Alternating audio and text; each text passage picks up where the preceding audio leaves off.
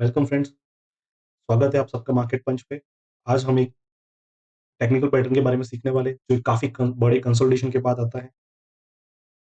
यहाँ पे जो भी हम पैटर्न डिस्कशन करने वाले हैं, वो एक एजुकेशन पर्पस के लिए है, कोई इन्वेस्टमेंट एडवाइस नहीं है।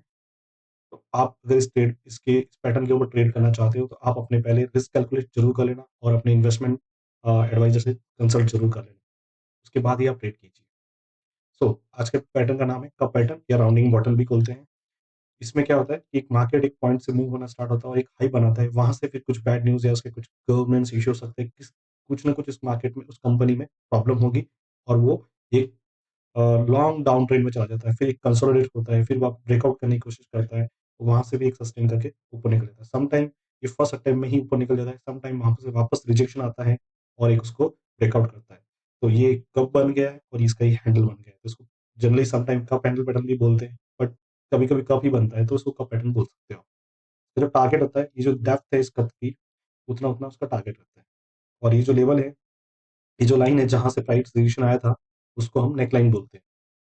तो अभी इसको कैसे ट्रेड करना है और क्या-क्या चीज़ें हमको ध्यान रखनी है इसको ट्रेड करने से पहले।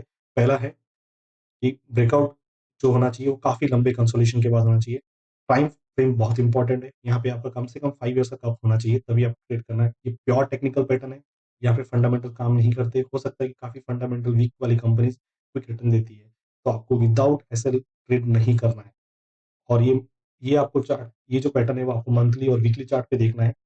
अब आप एंट्री कैसे करेंगे? जो नेकलाइन हमने दिखाया था उसका +4% पे अगर क्लोज होता है तब आपको एंट्री करना है।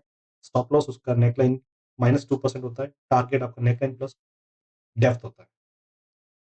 सो लेट्स सी, क्विकली हम चेक करते हैं कि कौन-कौन कुछ पैटर्न्स पे कौन-कौन से पैटर्न्स पे कौन-कौन से स्टॉक्स पे अभी ये पैटर्न बना हुआ है। एक चीज़ याद रखना, ये पैटर्न हमेशा आपको इंडेक्स पे ट्रेड नहीं करना है। आपको इंडेक्स पे ये पैटर्न ट्रेड काम नहीं करता है, ये सिर्फ स्टॉक स्पेसिफिक है। तो पहले हम क्विकली चेक कर लेते हैं कि कुछ पैटर्न्स कुछ स्टॉक्स के लिए ये कैसा काम किया। अभी रिसेंटली अगर आप देख सकते हो, ये एक चेन्नई पेट्रोल करके कंपनी है, जिसका कि 2007 से लॉन्ग कंसोलिडेशन में चला गया, फिर वापस उसने अटेम्प्ट किया 17 में और फिर वापस उसको अटेम्प्ट किया। तो जो हम +4% का जो सिनेरियो रखते हैं, तो जो इस तरह के जो सिनेरियोज होंगे, जो एसएल वाले सिनेरियो, वो हमारे ट्रिगर नहीं होंगे और हम इस तरह के लॉस में हमारा एसएल एक बचा सकते हैं। ठीक है? तो अभी यहाँ से ब्रेक हुआ तो ये क्विकली रिटर्न दे देता है, करेक्ट? तो इसके लिए हम इस पैटर्न को ट्रेड करना है। तो ये हम हो सक अभी यहाँ पे इसका एक्चुअल टारगेट, जितना ये डेप्थ है उतना टारगेट होता है। मान लो इसकी डेप्थ अगर हम रफ कैलकुलेट करें तो भी आपका ये 300 पर पॉइंट के आसपास की डेप्थ है। तो इसका मतलब ये नहीं कि हम 300 पॉइंट्स के लिए वेट करेंगे। जो भी हम क्वांटिटी बाय करेंगे यहाँ पे, उसके हिसाब से हम कुछ क्वांटिटीज को 15 से 20% के आसपास रिटर्न एक्सेप्ट करते रहेंगे और हमारे जो जो जो क्वांटिटी बचेगी उनका एसएल हम ट्रेडिंग करते जाएंगे। तो हमारे जो भी प्रॉफिट होगा वो हमारा प्रोटेक्ट हो जाएगा। क्योंकि ये पैटर्न का ऐसा कुछ फिक्स नहीं है कि ये पैटर्न आपको जो जो भी टारगेट होगा वो 1 महीने में दे या 4 महीने में दे या 6 महीने में दे। हो सकता है टाइम भी लगे। तो हमें क्विक रिटर्न चाहिए, तो हमें हमारे एसएल को ट्रेल करते जाएँ। दूसरा, अगर आपने देखा होगा रिसेंटली, ये है आपका डीबी रियलिटी। ये एक रियलिटी सेक्टर का स्टॉक है। अगर आप देखते हो तो ये 2000 कुछ 10 में काफ़ी 10-11 में एक बहुत बड़ा बॉटम बनाया था।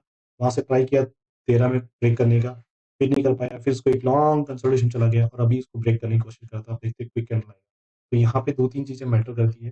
पहला, ये आपका नेकलाइन है, इसकी डेप्थ है और ड्यूरेशन कितना है। प्लस अगर आप देखोगे, तो जब ये नेकलाइन को ब्रेक कर रहा है तब आपका वॉल्यूम बहुत अच्छा होना चाहिए। वॉल्यूम एकदम सरप्राइज़िंगली हाई होना चाहिए, तब आपका बाइंग इंटरेस्ट आएगा। कहने का मतलब क्या होता है, कंपनी में कुछ बैड न्यूज़ था या फिर कुछ फंडामेंटली कुछ खराब था, एक लॉन्ग कंसोलिडेशन चली गई। अब कंपनी में कुछ सब सही हो रहा है तो ऑटोमेटिकली चार्ट पे रिफ्लेक्ट होना स्टार्ट हो जाता है, तो हम लोग ट्राई करते हैं। सेम डीएलएफ में अगर आप देखते हो, तो डीएलएफ में भी 8-9 में एक हाई बनाया था, उसके बाद जो ब्रेकडाउन आया, काफ़ी बड़ा ब्रेकडाउन था और ये ऑलमोस्ट 13 से 14 साल का कप है, वो अभी ब्रेकआउट हुआ था रिसेंटली। तो जैसे अभी हमने ये उस चेन्नई पेट्रो में देखा था, सेम टू सेम यहाँ पे भी एक पैटर्न है कि देखो यहाँ पे भी हमारा एक अगर +4% हम फॉलो करते तो ये हमारा मिस हो जाता है। बट हाँ, अभी हो सकता है कि हम ये जो पैटर्न है, कुछ लोगों ने यहाँ पे ट्रेड किया होगा, करेक्ट? ये जो नीचे जो लाइन दिख रही है, इस पे भी उन्होंने किसी ने ट्रेड किया होगा। तो इसमें इतना रिटर्न यहाँ पे हमको मिल गया, अभी वापस इनको ट्रेलिंग किया होगा। तो इस तरह से आप ट्रेडिंग कर सकते हो, तो आप अपने हिसाब से फिगर आउट करके आप ट्रेड करते रहिए। अभी लेट्स कुछ देखते हैं कि कौन से स्टॉक्स पे अभी का पैटर्न बना हुआ है। फर्स्ट है आरसीएफ। ये गवर्नमेंट कंपनी है, केमिकल बेस्ड कंपनी है, फर्टिलाइजर बनाती है। तो अगर आप देखते हो तो 2008 के आसपास इसका एक टॉप बनाया था, फिर बाद में इसने 10 में अटेम्प्ट करने की कोशिश किया और इसने रिसेंटली 22 में भी अटेम्प्ट करने की कोशिश किया पर ब्रेक नहीं कर पाया। तो अभी ये जस्ट ब्रेक किया और नीचे आ गया, तो अभी हम वेट करेंगे जब तक ये +4% इसके ऊपर क्लोज़ नहीं देता। हमें क्लोजिंग बेस पे ट्रैक करना है, ना कि स्पाइक पे।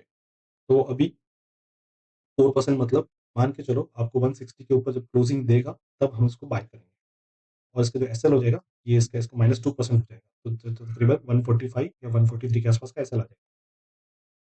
उसका टारगेट रफली जो टारगेट रहेगा उतना है, बट 15% के बाद हम उसको ट्रेलिंग करते जाएँगे और जो भी हमारा प्रॉफिट बनेगा उसको हम लॉक करते जाएँगे। नेक्स्ट, अभी रिसेंट जस्ट ब्रेकआउट हुआ है, वो है प्रिज़्म जॉनसन।